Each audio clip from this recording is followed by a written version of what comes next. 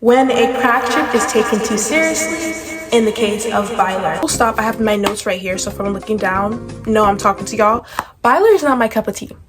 Personally, I don't like Byler, and I'll tell you why. Because I think that it is insensitive to Eleven and also Mike and Eleven's relationships. Specifically because I think that there's a lack of agency that it takes away from Mike and his own actions by saying like, oh, he doesn't know what he's doing, when it's like, maybe he knows what he's doing.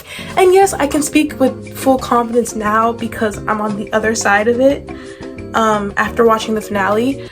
But still, it was rough for a minute, okay? I would like Byler had the show set up Byler. The show did not set up Byler, therefore I do not like it. I'm a homophobic person, not unintelligent. I don't lack imagination to some things that people who ship Byler, who are a little bit more intense than other Byler shippers, will say. Talking about the crazy Byler shippers. If it doesn't apply to you, you're good. Sorry, I'm inviting my body. That's very rare for me. Definition of a crackship. This is what I found straight off IA, but I feel like it's a good definition. It basically states that a crackship is about two characters who are paired in a romantic relationship that are least likely to happen, barely interact. The crackship is taken too seriously. This is what basically kind of occurs from all that. There's a mass hysteria, there's a herd mentality that kind of happens.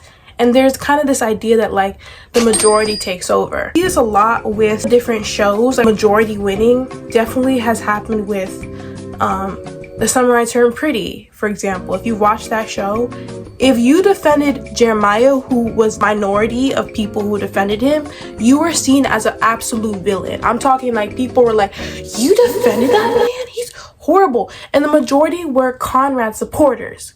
So there was a lot more pushback on people who supported Jeremiah. This is what's happening with Byler, right? Byler is the majority. Believe it or not, because a lot of people are like, well, it's a gay ship. No, you guys are the majority. Believe it or not, Byler shippers are everywhere.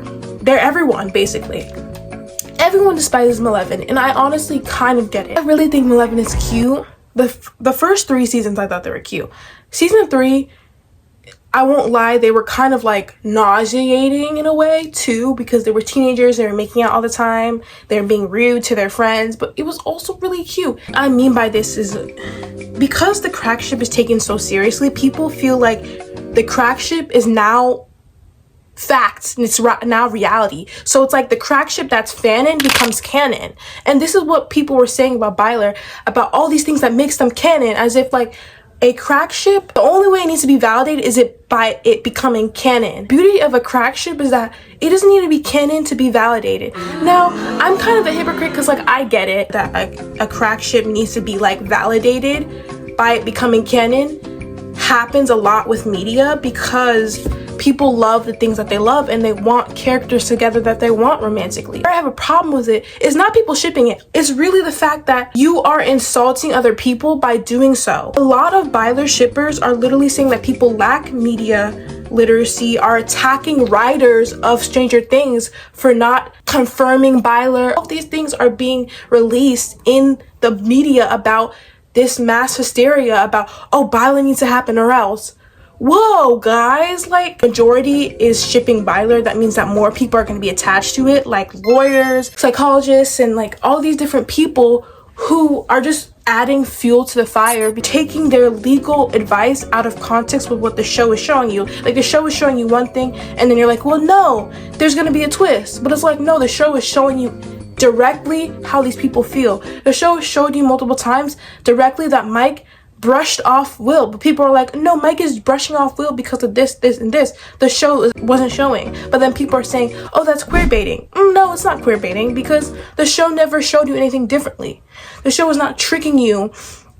The show is not like dangling queer couples in your face and be like, oh my gosh, haha, you can't have it. No, it's showing you that, literally telling you through the narrative, Will's crush on Mike is a manifestation of something else, a lack of self-love, 1, but 2, it's one-sided. Part of season 5, which was like peak Byler hysteria, people were like, we're gonna get Mike's point of view, we're gonna get something from Mike, we're gonna get something from Mike.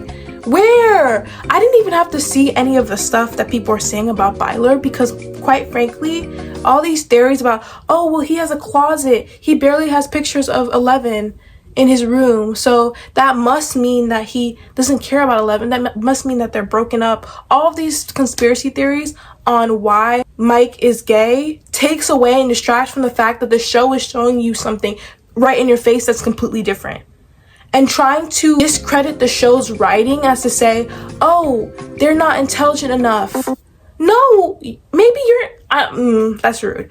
But it's like, it's literally in your face. They're showing you what they wanted to do with the show, the vision for their characters. It's their characters, not yours. So this is what the show is trying to show you. Therefore, you need to kind of accept reality. It's like blatantly, as a Byler fan, you're ignoring these signs from the show because you're so confident that this is going to happen your way.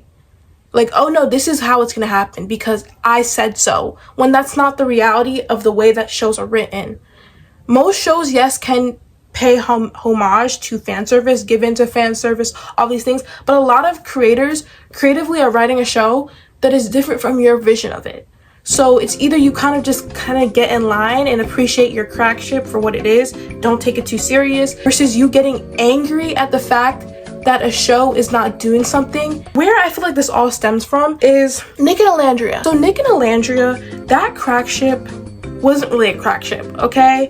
And this idea of like building a crack ship brick from brick, staying from the beginning to the end, is where I feel like Byler got way out of hand.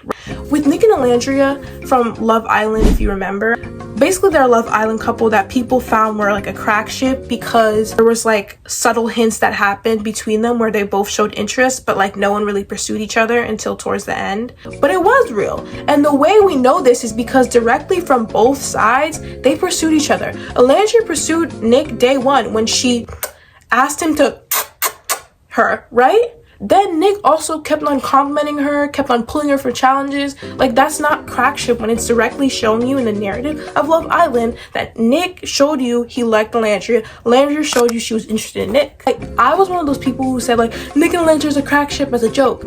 But it's really like, I wasn't serious because I never thought they were a crackship. I just thought that they were a ship that was bound to happen, but didn't. An example that I would say is a crack ship would be Sid Carmi. Sid Carmi was a crack ship because there was a narrative actively showing you that there's nothing romantically tying these two characters together.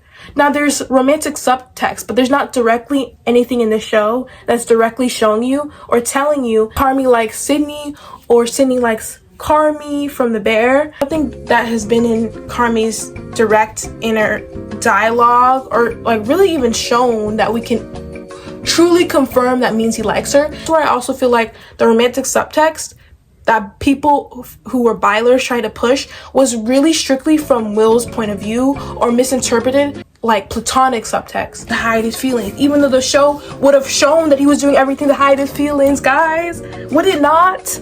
We've seen that time and time again.